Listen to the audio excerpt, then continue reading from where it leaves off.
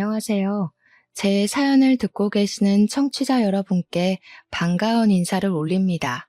저는 아직 30밖에 되지 않은 요가 센터에서 요가 강사를 하고 있는 여자랍니다.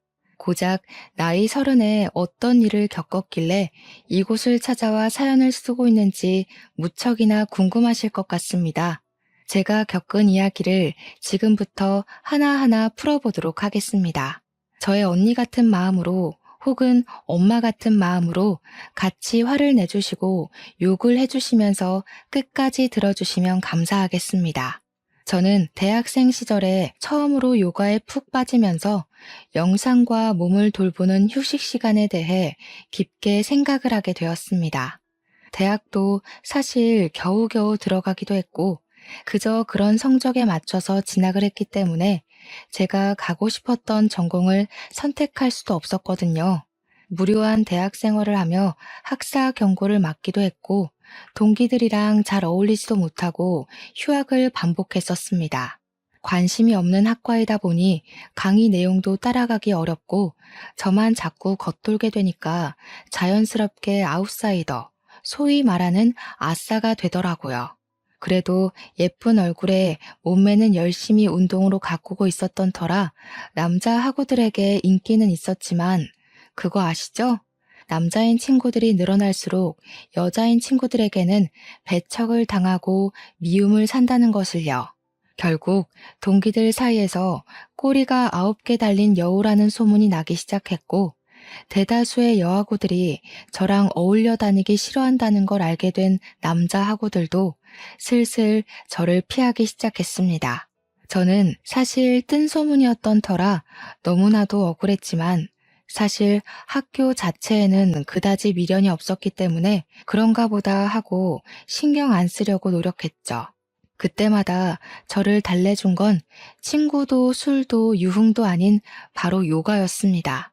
학교에 다니는 동안에는 그냥 취미처럼 즐기다가 교양 수업으로 학점을 겨우겨우 맞춰 대학을 졸업한 이후에는 제대로 배우기 시작했습니다. 몸도 가벼워지고 자연스럽게 몸매의 라인도 살고 다이어트는 당연하고요.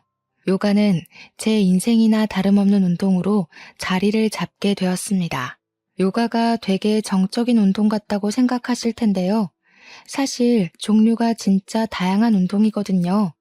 하타, 아시탄가, 빈야사 같이 요즘 유행하는 플라잉 요가까지 저는 모든 요가를 안 해본 게 없을 정도로 빠삭하게 외웠습니다. 아시탄가는 한 번 하면 땀으로 온몸이 흠뻑 젖을 정도로 격정적인 운동이기도 하고요. 제가 말로 100번 설명해봐야 한 번 운동해 보시는 게 좋을 테니 동네에 요가 센터가 있다면 꼭 한번 해보셔요. 아무튼 저는 즐겁게 요가를 했고 강사님의 추천으로 강사 자격증도 취득을 했고 본격적으로 강사로서 일을 시작하게 되었습니다. 처음에는 센터 강사로 일하기엔 경력이 너무 부족해서 헬스장에 취직을 하게 되었어요. 헬스장에 보면 사이드 프로그램으로 필라테스도 하고 요가도 하고 많은 것들이 있잖아요. 그 강사로 취직을 하게 된 거죠. 시간당 얼마 하는 식의 페이를 받으면서 일을 했는데 제가 또 인물이 좀 괜찮다고 했잖아요. 어리지, 몸매도 죽이지, 이쁘지. 헬스장에 온 회원들이며 트레이너들이며 모두들 저랑 밥 한번 먹어보려고 줄을 섰었죠. 제 나이가 고작 26살이었으니까 그런 관심이 너무 즐겁고 재미있을 때 아니겠습니까? 이 회원이랑 밥 먹고 저 회원이랑은 커피 마시고 하면서 요가 수업 들으라고 권유도 하고 회원도 늘리고 회원들이 점점 늘어나니까 헬스장 관장님이 저를 예뻐해 주셔서 시급도 팍팍 올려주셨습니다. 그렇게 열심히 관심 속에서 하루하루를 즐기고 있었는데 헬스장에서 회원 한 분이 저에게 사귀자고 고백을 한 것이었죠. 근데 제가 약간 철벽 같은 걸 좀 치고 다녔거든요. 직장 내에서 연애는 하지 말자 주의였어요. 왜냐면 서로 껄끄러워질 게 뻔하잖아요. 연애하면 분명 티가 날 텐데요. 거기다가 헤어지기라도 하면 누군가는 그 헬스장을 떠나야 하는데 그것도 부담스럽고요. 당연히 저는 일로 만난 관계에서 연애할 마음이 없다고 거절을 했죠. 다른 회원 몇 명도 저에게 고백을 하고 사귀자고 했는데 제가 다 거절했거든요. 그렇게 거절한 회원들이 한 4명 정도 됐어요.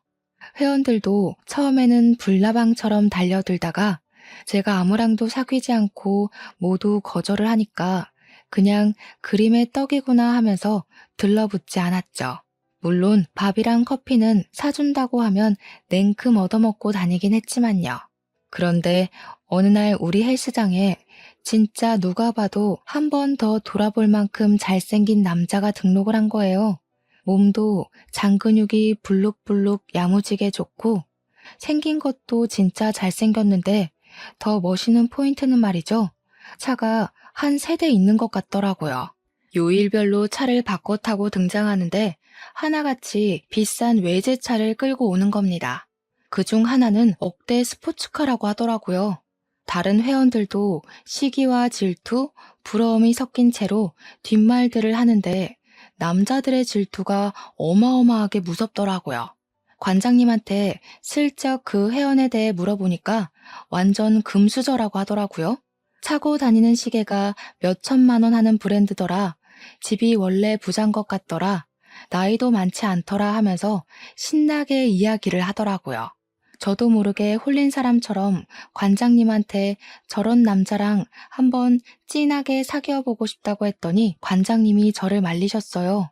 아서라, 우리 헬스장 남자 회원들 다 그만둔다 하시는 겁니다. 뭐 관장님 입장에서는 저 때문에 재등록하는 회원들이 있으니 제가 회원이랑 연애하는 게 별로 마음에 들지 않으시겠죠. 어쩔 수 없이 혼자 멀리서 그 회원님이 운동하는 것만 힐끔힐끔 훔쳐봤거든요. 근데 그 이후에 회원들이 저보고 밥 먹자, 커피 먹자 하면서 추파를 던져도 마음이 영 가지 않더라고요. 평소 같으면 냉큼 따라 나가서 공짜 밥 먹고 공짜 커피 마시고 은근히 오빠 너무 고마워요 했을 텐데요. 저한테는 시선도 주지 않고 묵묵히 운동만 하는 잘생긴 회원한테 은근히 서운할 지경이었죠. 저렇게 잘생긴 남자는 나한테 관심도 없구나 하면서요. 근데 아시다시피 요가라는 운동이 보통 여자들을 위한 운동이라는 인식이 있어서 남자들은 거의 안 하는 운동이거든요. 자세가 유연성을 요구하기도 하고 몸매 라인을 정리하기 위한 운동이고 동작이니 근육을 원하는 남자 회원들한테는 만족스럽지 못한 운동이기도 하죠. 남자들은 땀 뻘뻘 흘리면서 막 누가 봐도 허리가 아작날 것 같은 역기 같은 거 들면서 운동하는 걸 과시하잖아요.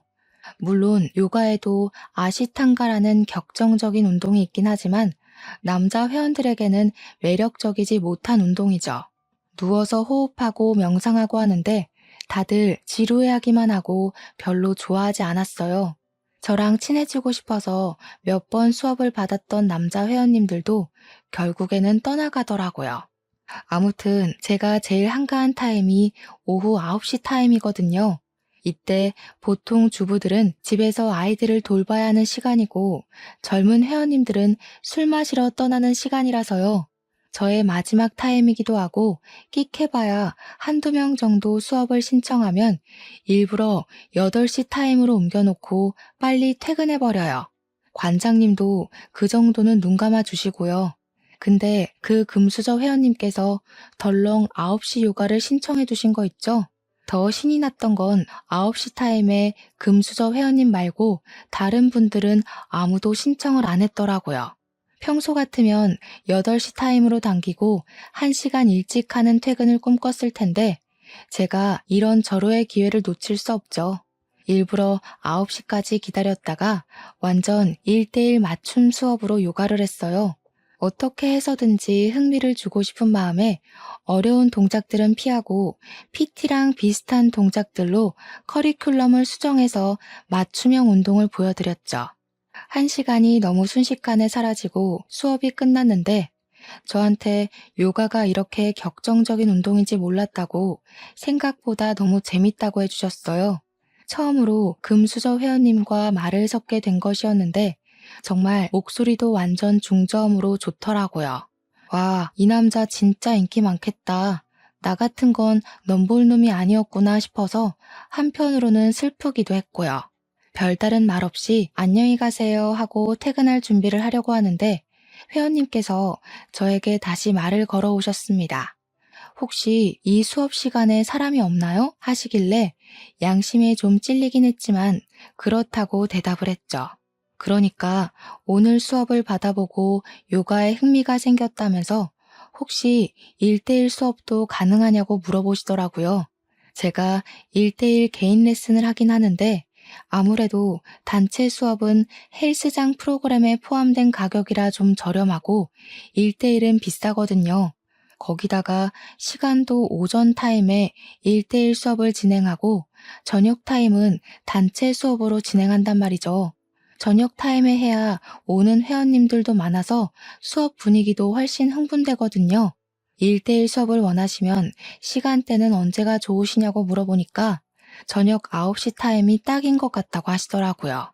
아무래도 단체 수업이 있는 시간대라 관장님이랑 상의하고 수업 조정을 해야 한다고 말씀을 드렸더니 자기가 직접 관장님께 말씀을 드리겠대요. 그래서 알겠다고 조심히 가시라고 하고는 콩닥콩닥거리는 가슴을 진정시키고 저도 집으로 돌아갔습니다.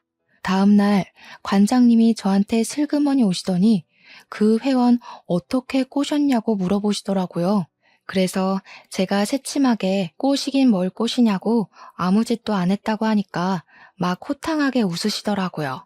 알고 보니 개인 레슨비를 웃돈으로 주고서라도 하고 싶으니까 9시 단체 수업을 없애고 자기 1대1 하게 해달라고 했다는 겁니다. 그러면서 레슨비 엄청 높게 맞췄다고 저한테 보너스를 주시겠다고 하는데 그런 건 귀에 들리지도 않더라고요. 돈으로 시간을 사겠다는 그 재력이 뿅가게 멋있는 거예요, 진짜. 관장님이 제가 멍한 표정으로 이야기를 듣고 있으니까 넌지시 연애를 하고 싶으면 다른 회원들 모르게 하라고 하시더라고요. 아무래도 회원들 재등록에 영향을 끼치긴 하니까 알겠다고, 근데 그럴 기미는 사실 안 보인다고 대답했죠. 그 다음 날부터 진짜로 밤 9시에 금수저 회원님과 1대1 수업을 시작하게 되었습니다. 보통의 개인 레슨은 일주일에 2번 혹은 3번 정도 하는데 주 5일 내내 하고 싶다고 말씀을 하시더라고요. 처음 그 이야기를 했을 때 나한테 관심이 있나 했는데 저를 그렇게 붙잡아 둔 것 치고는 정말 수업 내내 잡소리 하나 없이 요가만 했다는 게 함정이었습니다. 아시탄가 하다가 지루할 것 같아서 하타도 하고 빈야사도 하고 했더니 이렇게 다양한 요가가 있는지 몰랐다며 즐거워하시더라고요. 요가를 하면서 은근히 터치도 이루어지고 요가복이라는 게 솔직히 몸매가 확실히 드러나는 옷이잖아요. 근데 꿈쩍을 안 하더라고요. 약간 못 꼬신 남자가 없었던 인생에 처음으로 벽이 느껴져서 자존심이 상하기도 했습니다. 그렇게 한 3수일쯤 지났나? 제가 회원님에게 질문을 하게 되었죠. 회원님, 이번 달 수업은 일주일 남았는데 다음 달에도 재등록하실 건가요? 하니까 네 하시더라고요. 그래서 제가 농담이랍시고 혹시 요가 강사 하려고 하시는 거냐고 매일같이 이렇게 열심히 하시는 분은 이 헬스장 다니면서 처음 본다고 했죠. 그러니까 저한테 요가 강사가 꿈은 아닌데 재미가 있어서 하는 거라고 하시더라고요. 그래서 네, 알겠습니다. 다음 달에도 연장하시는 걸로 알게요. 하고 1대1 요가를 쭉 이어나갔죠. 그렇게 강습한 지 3개월이 꽉 찼어요. 그동안 관장님은 덕분에 레슨비로 돈 많이 벌게 되었다고 인센티브까지 팍팍 주셨습니다. 3개월을 내리 매일매일 요가 수업을 하다 보니까 이제 동작도 뭐 더 나아갈 게 없더라고요. 곧잘 따라 하시기도 하고 수업이라는 게 좀 돌려막기식으로 진행되다 보니까 제가 양심에 찔리는 수준까지 갔어요. 저야 돈 벌면 좋긴 한데 저한테 관심이 하나도 없고 수업만 열심히 듣는 열성 회원을 등쳐먹는 듯한 기분이 들어서요. 3개월 수업이 종료되는 날 말을 했죠. 이제 동작 다 알고 계시니까 혼자 하셔도 충분하실 것 같다고요. 제가 뭐 더 교정해 드릴 부분도 없는 것 같고 동작 맞춤 요가 음악이 필요하시면 따로 보내드리겠다고 나름 친절을 베풀었습니다. 그러니 금수저 회원님께서 저를 빤히 보시면서 그러더라고요. 저 동작 한 달 만에 다 외웠는데요. 라고요. 순간 무슨 의미인가 이해가 안 돼서 속으로 그래서 어쩌라고가 튀어나왔지만 그냥 웃고 말았죠. 칭찬은 고래도 춤추게 한다니까 그런 것 같다고 너무너무 잘하시더라. 앞으로 혼자 하셔도 될 것 같다. 꾸준하게 하시면 라인이 더 살아날 거다 했죠. 그러니까 그분이 저한테 제가 불편하세요? 하고 물어보시는 겁니다. 불편할 리가 있나요? 이 잘생긴 얼굴을 오래오래 보고 싶은 마음이라고 말하고 싶었지만 꾹 참았죠. 솔직하게 이야기하는 게 좋겠다 싶어서 불편한 건 아니지만 제가 양심에 좀 찔린다고 이야기를 했어요. 다 아시는 동작들이고 저 없어도 충분히 가능하실 텐데 그 비싼 돈 주고 저는 고작 옆에서 같이 운동해 드리는 거밖에 못하지 않냐고요. 그러니까 회원님이 피식 웃으면서 자기는 저랑 같이 운동을 하고 싶어서 강사님의 시간을 돈 주고 산 거라고 하더라고요. 헐, 순간 이게 뭐야? 그린라이트인가? 싶어서 눈만 껌뻑껌뻑 하고 있으니까 가지런한 치아를 보이면서 싹 웃는데 진짜 어른들이 왜 남자 얼굴 뜯어먹고 사는 거라고 잘생긴 남자를 만나라고 침 튀기면서 이야기를 하는지 알겠더라고요. 세상에 잘생긴 남자를 보면 머리 끝까지 차오른 화도 쑥 가라앉는다는 말이 실감이 났어요. 그러더니 멍하니 있는 저한테 다음 달부터는 같이 운동 못하는 걸로 알겠다고 하더라고요. 순간 내 입이 방정이었구나 아쉽다 하고 있었죠. 괜히 혼자 하라는 소리를 해가지고 이 사달을 만드는구나 하면서 우물쭈물하는데 갑자기 제 손을 딱 잡더라고요. 이제는 일로 만나는 사이 말고 사적으로 보는 사이 하자고요. 순간 제 심장이 저 지하 주차장까지 내려갔다가 다시 올라온 듯한 기분을 느꼈습니다. 저도 모르게 너무 좋아서 푼수처럼 고개를 막 끄덕였어요. 아, 그때 좀 새침하게 굴었어야 했는데 말이죠. 아무튼 그날 뒷정리를 하고 씻고 나왔는데 저를 기다리고 있더라고요. 같이 나가자고요. 어차피 금수저 회원님이 마지막 회원이었고 헬스장에도 사람이 드문드문 있어서 같이 나왔습니다. 집까지 데려다 주겠다고 하길래 이대로 헤어지기는 아쉬워서 혹시 배는 안 고프냐고 물어보니까 자기는 몸을 만드는 중이라 저녁 6시 이후에는 금식하는 중이라고 하더라고요. 아쉬워서 아, 네 하고 대답을 하고 집 주소를 불렀더니 저한테 밥은 안 먹어도 커피는 마신다면서 커피를 마시러 가자고 하더라고요. 완전 밀당의 고수가 아니겠습니까? 냉큼 좋다고 고개를 끄덕였죠. 카페에 도착해서 저는 달달한 케이크를 먹고 회원님은 커피를 마시는데 저한테 그런 단 거 먹고도 살이 안 찌는 거냐고 물어보시더라고요. 운동을 오래 해서 그런지 기초 대사량이 높아서 괜찮은 것 같다고 그리고 여자는 적당히 볼륨감도 있어야 하지 않겠냐고 너스레를 떨었습니다. 그날 카페에 앉아서 2시간 넘게 대화를 나눴어요. 나이도 저보다 4살 연상이라는 것을 알았고 증권회사에서 억대 연봉을 받으며 일을 하는 증권회사원이라는 것도 알게 되었죠. 집까지 그 비싼 차로 데려다 주고 조심히 가라고 인사를 하는데 저한테 입을 맞추더라고요. 제가 놀래서 헉 소리를 내니까 앞으로 우리 이제 사귀는 거다 하면서 가더라고요. 그렇게 남자친구가 생겼습니다. 당연히 헬스장에서는 비밀로 하기로 하고 사귀기 시작했지만 그게 쉽게 숨겨질 리가 없지 않겠습니까? 관장님이 먼저 눈치를 채고는 절대 다른 회원들에게는 비밀로 해달라고 신신당부를 하시길래 약속까지 걸었습니다. 근데 글쎄 남자친구랑 저랑 한 3개월을 경찰과 도둑마냥 숨어서 만나고 있다가 제가 퇴근하는 시간에 맞춰 헬스장 밑에서 저를 기다리고 있었던 어느 날이었어요. 제가 보이자마자 주위에 아무도 없는 걸 확인한 뒤 뽀뽀를 하고 차에 올라타서 집으로 향했단 말이죠.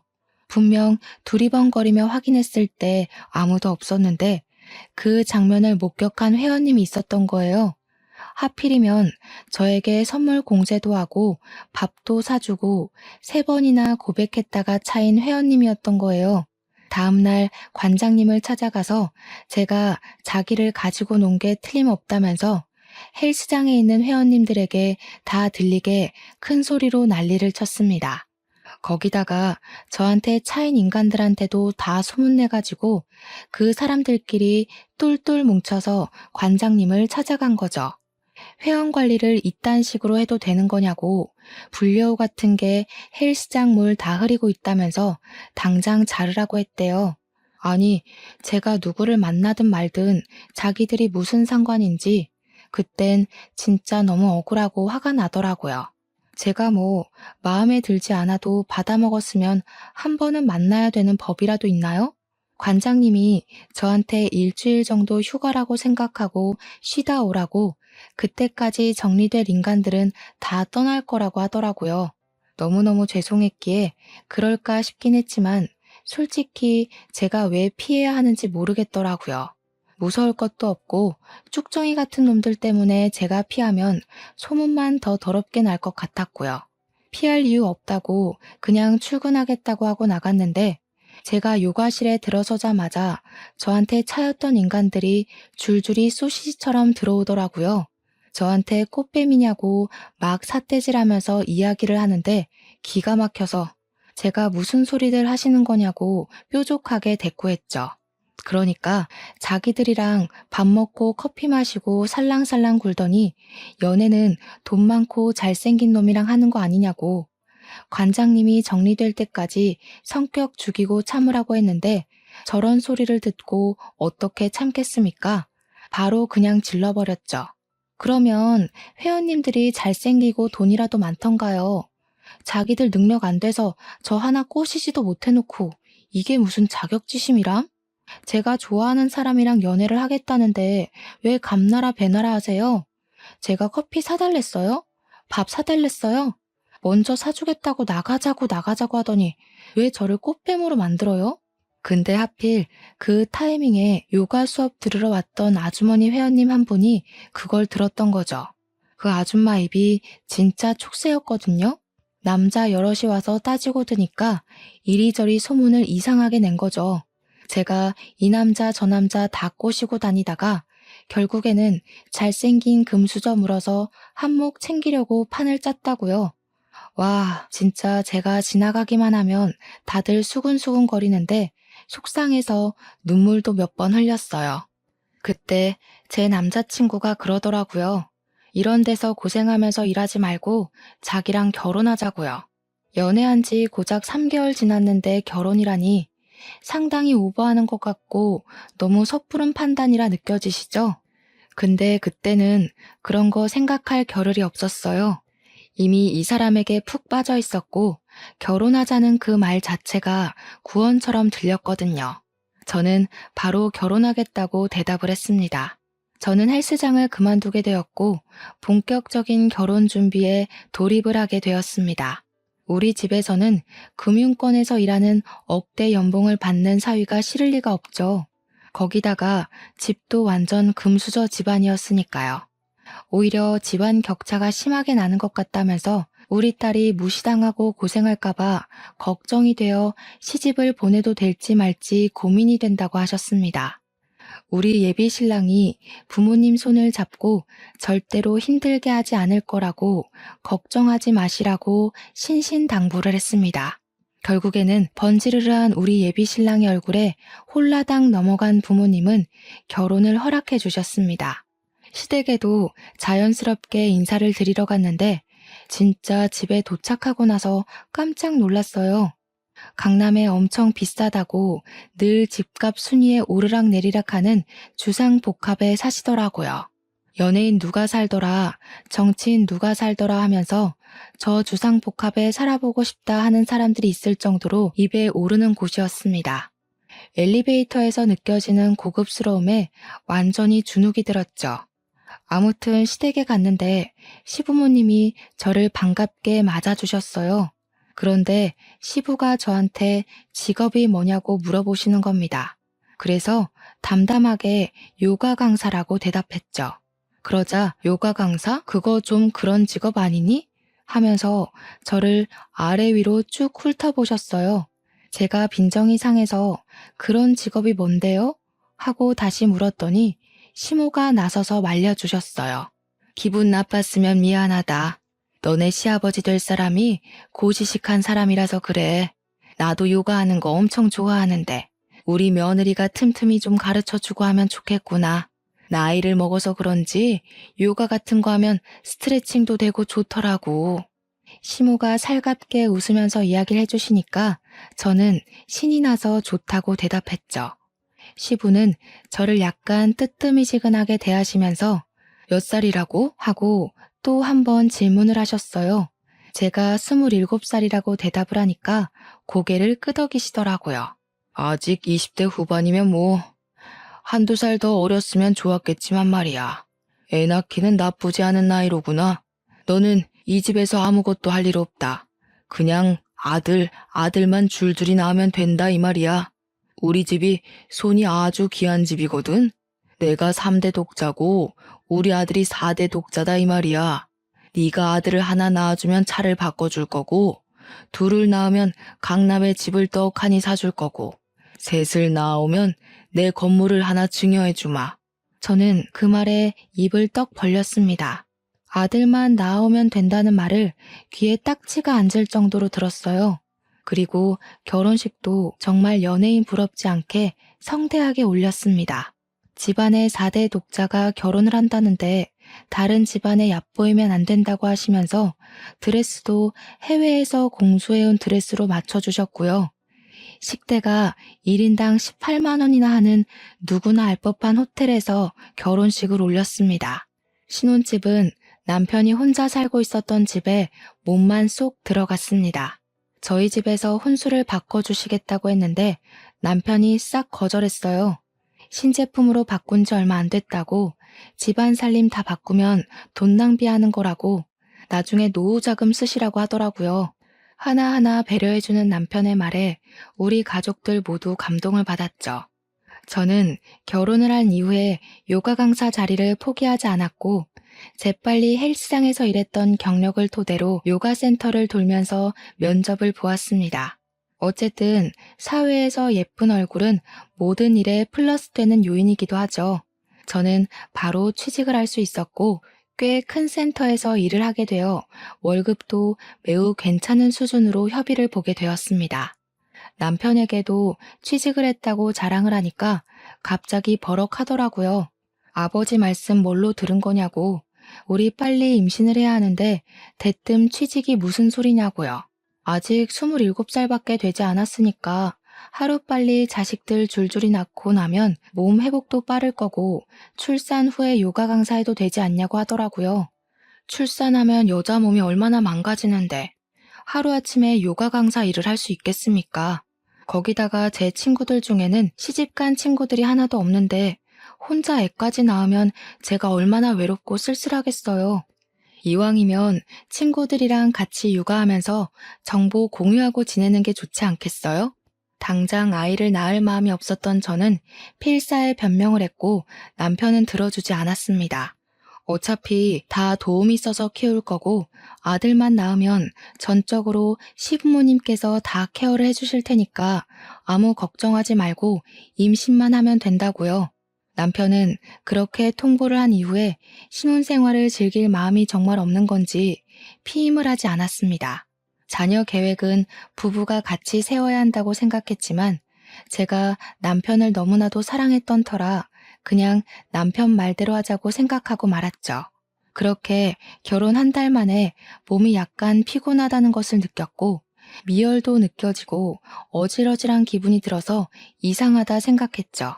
피임을 하고 있지 않았으니까 혹시 임신일까 싶어서 테스트기를 했는데 정말 두 줄이 떡하니 뜨는 게 아니겠습니까? 저는 너무 놀라서 산부인과에 당장 달려갔고 아기집이 보인다고 임신이라는 이야기를 들었습니다. 하지만 너무 초기라서 제대로 보이는 것이 없으니 1, 2주 뒤에 다시 와서 보는 게 좋겠다는 이야기를 들었죠. 제가 그때는 요가센터에서 일을 하고 있었기에 당장 수업이 너무나도 걱정되더라고요. 인계를 받을 수 있는 강사가 없어서 센터에는 임신 소식을 알리긴 했으나 한 달 동안 사람을 구하는 기간을 드리고 일을 해주겠다고 약속했습니다. 그런데 그게 문제였을까요? 임신 7주 차에 그만 계류 유산이 되고 말았던 것이죠. 저는 듣고 싶지 않았습니다. 의사 선생님은 친절하게 설명을 해주셨어요. 계류 유산이 된 건 산모의 탓이 아니라고도 하셨죠. 아기집이 보이긴 하지만 태아가 보이지 않는다고 하시며 놀란 저를 토닥여 주셨습니다. 계류 유산은 누구나 겪을 수 있는 일이고 산모님 회복이 가장 중요한 거라고 저에게 마음의 상처를 너무 받지 말라고 하셨어요. 임신했다는 소식을 설레발치며 양가에 다 말을 해뒀었는데 시부모님은 바로 실망을 하셨고 남편은 저에게 일을 빨리 그만두라고 했습니다. 몸을 회복해야 했기에 한 달을 다 채우지 못하고 유산 소식을 전하며 퇴직을 할 수밖에 없었죠. 시부는 저에게 요가를 했다고 해서 자궁이 튼튼한 줄 알았는데 요가한답시고 나가서 딴짓을 하고 온 건 아니냐고 비수를 꽂으셨어요. 시모는 그런 시부를 나무라며 초기엔 그런 일이 많으니까 앞으로는 조심하면 되는 거라고 그런 소리 하지도 말라고 제 편을 들어주셨습니다. 저는 소파 치료술을 했고 다행히 나이가 어려서 그런지 몸은 빠르게 회복이 되었습니다. 남편은 산부인과에 쫓아와서 임신 준비를 언제부터 다시 시작하는 게 좋겠냐고 의사 선생님께 묻더라고요. 의사 선생님은 남편을 쓱 쳐다보더니 산모 몸이 안정되었다 느껴지면 준비를 하시라고 하며 저에게 영양제를 이것저것 권하셨습니다. 남편은 모조리 다 달라고 했고 엽산과 철분제 비타민 같은 것들을 먹으면서 다시 새롭게 임신 준비를 하자고 했죠. 저는 남편의 집착과 같은 감시 아래에서 매일같이 영양제를 하루에 3번씩 먹어야 했습니다. 하루는 제가 너무 지쳐서 이렇게까지 해야 되는 거냐고 물었더니 다 우리 부부 좋자고 하는 일이라고 하더군요. 어릴 때부터 아들 노래를 불렀던 집안에 아들을 안겨드리는 것만큼 효도가 어디 있겠냐고요. 그러면서 너도 하나만 낳으면 차 사준다고 하지 않았냐고 외제차 끄는 사모님 하고 싶지 않냐고 빨리 임신하자고 하더군요. 저는 울며 겨자 먹기로 매일같이 영양제를 먹어야 했고 정확히 유산한 지 6개월 만에 2번째 임신을 하게 되었습니다. 근데 제 나이가 1살 더 먹어서 28살이 되었잖아요. 1살 더 먹었다고 시댁에서 난리가 난 거죠. 하루라도 빨리 애를 낳아야 한 명이라도 더 낳을 수 있는 거 아니냐고 하면서 저를 엄청 쪼아댔습니다. 그때 마침 임신을 한 사실을 알게 되었고 이번에는 아기 심장 소리까지 확인을 할 수 있었습니다. 하지만 한번 유산을 겪었던 터라 마음의 불안은 가시지 않았고 남편에게 우리 임신 3, 4개월이 될 때까지 비밀로 하자고 했죠. 그리고 제가 임신 16주를 맞이했을 때 배가 볼록 나오기 시작했고 아이의 성별이 아들이라는 것까지 확인하게 되었습니다. 남편과 저는 병원에서 주책맞게 눈물을 흘렸고 바로 시댁으로 찾아가 임신 16주고 아들이라는 것을 말했습니다. 그러자 시부가 저한테 역시 우리 며느리라면서 인정이라고 저한테 차를 사주시겠다고 하시는 겁니다. 떨리는 마음에 비싼 외제차 계약까지 딱 하고 집으로 돌아왔죠. 그렇게 태교에만 집중을 하며 지냈는데 임신 20주에 아이가 또 유산이 되고 말았습니다. 원인을 정확하게 알 수 없다고 하더라고요. 단지 제 자궁이 약하고 갑상선 기능에 문제가 있어서 그런 것 같다고 했어요. 당연히 시부는 목덜미 잡고 쓰러지고 우리 남편 또한 망연자실하더라고요. 무엇보다 가장 슬픈 건 저였습니다. 우리 아이 태명도 붕붕이로 지었는데 시부가 붕붕이가 태명이니 붕붕 떠난 것 아니냐고 차 계약도 바로 취소해버리셨어요. 그러더니 제가 처치를 다 받고 태어나는데 그러시더라고요.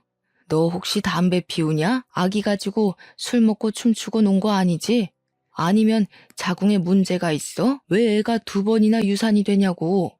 갑상선 기능에 문제가 좀 있다고 하더라고요. 자궁도 2번의 유산을 겪으면서 많이 약해졌다고 하더라고요. 이런 쓸모없는 계집애 같으니라고. 나이가 어려서 애는 많이 낳겠거니 싶어서 부족한 년 받아줬더니. 그래서 너 임신을 할 수 있다는 거야, 없다는 거야? 남편이 한숨을 푹푹 쉬면서 병원에서 하는 말이 제 갑상선 기능이 많이 저하되어서 약물 치료를 해야 한다고 했다 말했어요. 이게 호르몬제가 투여되는 거라 치료가 끝날 때까지는 임신을 하면 안 된다고 했다고 말을 전하니까 시부 얼굴이 빨개지더라고요. 사람이 열이 받아서 혈압이 오르면 얼굴이 그렇게까지 빨개질 수 있구나 하는 걸 알았죠. 저한테 어쩔 거냐며 소리치시는데 제가 죄인이 된 기분이더라고요. 그러더니 시모가 저를 달래주면서 집에 가서 이야기를 하자고 온 가족을 끌고 시댁으로 향했습니다. 차 안에서도 고개를 들지 못하고 가만히 있었죠. 정말 제가 무슨 줄에 묶여서 끌려가는 기분이었어요. 한참을 다들 말없이 그러고 앉아서 시부의 한숨소리만 듣고 있었습니다. 저는 그 공기가 너무나 답답해서 딱 미치기 일보 직전이었습니다. 그런데 믿었던 시모의 입에서 상상을 초월하는 말이 터져나왔습니다. 속은 좀 상하겠지만 너네 이혼시킬 마음은 없고 우리 집이 손이 귀한 집이라 아이는 꼭 낳아야 한단다. 네 치료가 얼마나 길게 이어질지도 모르는 거고 약물 치료하다가 애가 들어서면 애가 안녕 못할지도 모르고 그래서 말인데 요즘도 대리모라는 게 있더라. 그게 무슨 말씀이세요? 대리모라뇨? 지금 바깥에서 사생아를 낳아오라는 그런 말씀이신 거예요? 그러니까 시부가 대뜸 시모한테 말 잘했다 하면서 그러더라고요. 바깥에서 나오는 게 어디가 어때서? 우리 때는 다 그랬다. 네 몸이 멀쩡했으면 이럴 일도 없잖아. 다 네 잘못이니까 수긍하고 우리 아들이 낳아오는 핏줄 받아다가 네 자식처럼 잘 키워. 순간 머리가 멍해지는데 남편이 제 손을 꼭 잡으면서 말을 하더라고요. 부모님의 뜻이 그렇다는데 자식으로서 당연한 도리는 하고 살아야 하지 않겠냐고요. 아이를 원하신 게 하루 이틀이 아니니 우리가 받아들이자고 하는 겁니다. 아니, 그걸 지금 제 손을 꼭 잡고 할 말입니까? 이게 말이나 되는 소리인지 저는 남편의 손을 확 뿌리치고 남편에게 결혼할 때 받았던 1캐럿짜리 다이아 반지를 거실에 탁 내려놨습니다. 이혼하겠습니다. 대리모라뇨? 차라리 재혼을 하라고 하세요. 그러니 시부가 활짝 웃는 게 아니겠습니까? 잘 생각했다. 네가 아주 대찬 성격이구나. 구질구질하게 굴 것 같아서 대리모 이야기를 꺼낸 건데 이혼을 하겠다고 하니까 오히려 잘 됐어. 내가 위자료는 섭섭지 않게 주마. 그러더니 미리 준비라도 하고 있었던 건지 서랍에서 이혼 서류를 꺼내더니 도장 찍으라고 하더라고요. 통장으로 위자료인 셈 치고 5천만 원 보내줄 테니까 걱정하지 말라고 그 정도면 섭섭지 않지 않냐고. 그날 정말 깊은 배신감에 치가 떨리고 정신까지 나가버려서 도장을 바로 찍어주었습니다. 도장 찍자마자 제 앞에서 5천만 원을 제 통장으로 송금해 주더군요. 너무 억울하고 속이 상해서 울면서 친정으로 갔더니 부모님이 걱정하면서 물어보시길래 솔직하게 다 말했습니다. 우리 부모님도 정신 나간 것들 아니냐고 쌍놈의 집안이라고 욕을 하면서 그런 집안을 대이어서 뭐하냐고 소리를 치시더군요. 신혼집에서는 정말 제가 몸만 들어갔던 거라 가지고 나올 짐도 없었습니다. 옷 몇 개 있던 것도 칼같이 친정으로 택배 보내놨더라고요. 저는 정신을 차리고 바로 갑상선 치료에 돌입했고 약물 치료를 하며 구직 활동을 했습니다. 다행히도 꽤 큰 체인을 가지고 있는 요가 센터에 취직을 하게 되었고요. 몸을 돌보면서 운동을 병행하고 있었는데 이혼한 지 3개월쯤 지나서 예전 헬스장 관장님께 연락이 온 겁니다.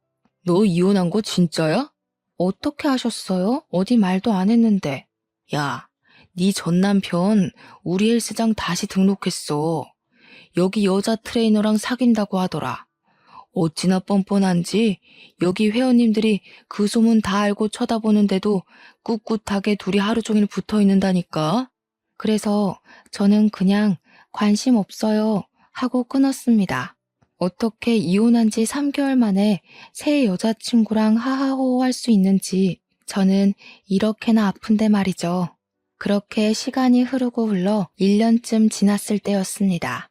저는 갑상선 치료를 무사히 끝마쳤고 건강도 예전처럼 좋아졌습니다. 요가 센터에서 자리도 잡았고 전 남편도 완전히 지워버린 채 잘 살고 있었는데 관장님이 갑자기 연락 와서는 그 둘이 결혼을 했다고 하는 겁니다.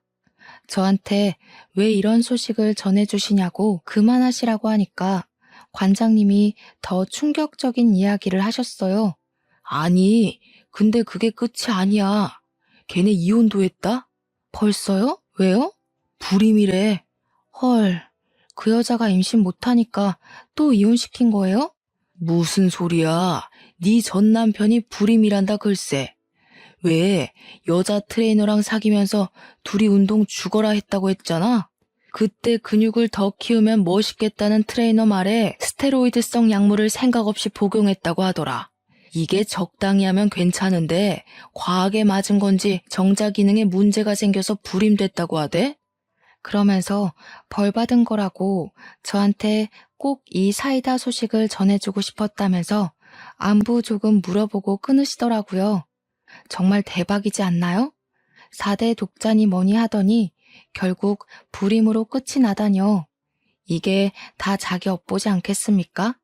2번 유산했다고 대리모 운운하더니 결국 벌 받은 거죠. 관장님도 나중에 문자로 저한테 속 시원하지 않냐고 어쨌든 행복하게 잘 살라고 하시더라고요. 저는 완벽한 결말에 기분이 날아갈 듯 좋아졌습니다. 이래서 사람 앞길은 모르는 거라고 하죠. 그 이후에 어떻게 알게 된 것인지 제가 일하는 요가센터 앞으로 전 남편이 딱 한 번 찾아왔습니다. 제가 두고 갔던 1캐럿짜리 결혼 반지를 다시 주면서 저에게 다시 합치자고 1년 동안 저를 잊은 적이 단 한 번도 없다고 거짓말을 하더라고요. 제가 관장님의 연락을 받고 모든 걸 알게 된 건 꿈에도 생각 못하는 것 같았습니다. 이제 우리 부모님 아이에 대한 미련 없으셔. 내가 다 설득했으니까 우리 예전처럼 행복하게 살자. 무슨 소리야? 너 1년 동안 바빴잖아. 재혼도 하고 이혼도 하고. 그걸 네가 어떻게 알아? 심지어 약물 복용하다가 불임까지 됐다며? 4대 독자 어떡하니? 너네 부모님도 아이에 대한 미련이 없으실 수밖에 없지. 아들이 씨 없는 수박인데. 그러니까 억지로 제 손에 반지를 쥐어주면서 다시 잘해보자고 애원을 하길래 밭 밑에 보이는 하수구에 반지를 떨어뜨렸어요. 무려 1캐럿짜리 다이아 반지를요. 제가 하수구에 던지니까 전 남편이 사색이 되어서 그게 얼마짜린데 하는데 웃음이 나더라고요. 얼마짜리긴 이거 10개를 가지고 와도 너랑은 다신 안 만나지 이 고자 새끼야. 그리고 뒤돌아서 걷고 있는데 슬쩍 전 남편을 보니 하수구에 막대기 집어넣고 있더라고요. 그 1캐럿짜리 다이아 반지 꺼낸다고요. 그래 봐야 시궁창 냄새가 사라지겠어요. 전 남편 꼴이랑 딱 어울리더라고요. 빛 좋은 개살구죠. 저는 아주 속 시원하게 마침표 찍고 지금은 열심히 회원님들과 요가하면서 마음 다스리고 건강하게 지내고 있답니다. 여러분들도 빛 좋은 개살구에 속지 마시고 사람 내면을 보면서 만나세요. 참, 그 사람의 집안도 말이에요. 아무튼 제 사연은 여기서 마무리하겠습니다. 다들 감사합니다.